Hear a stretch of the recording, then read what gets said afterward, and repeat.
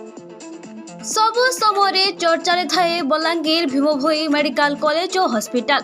मुख्यतः हॉस्पिटल परिसर चोरी घटना सबु समय अधिक चर्चा रे आसी थाए। केतेबेले बाइक चोरी होई थाए तो केतेबेले मोबाइल फोन सह अन्य मूल्यवान जिनिस मध्य चोरी होई थाए। ठीक सही भली आज मध्य दुई जन दुर्बृत्त एक बाइक को चोरी करने पाई उद्यम करुथिले।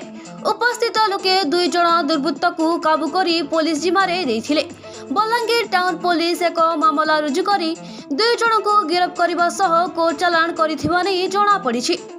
गिरफ दुई जन बाइक चोर हेले सिकाछिड़ा और राधाराणीपड़ार भागीरथी ठेला और व्यासदेव मल्लिक।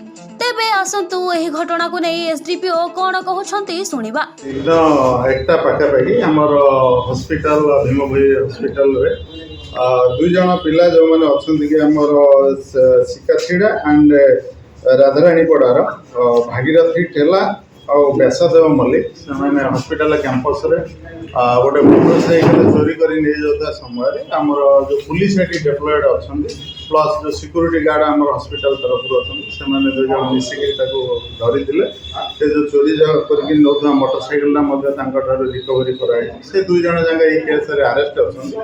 बर्तमान से हॉस्पिटल कैंपस पूर्व चोरी होते तो बर्तमान आम सीए भेरीफाई कर इनवॉल्वमेंट को अदर केस अच्छे इनवॉल्वमेंट अच्छी वेरिफिकेशन चली ये केस टाउन थाना गोटे केस 38/2025 से केस आम अरेस्ट कर कोर्ट चलान।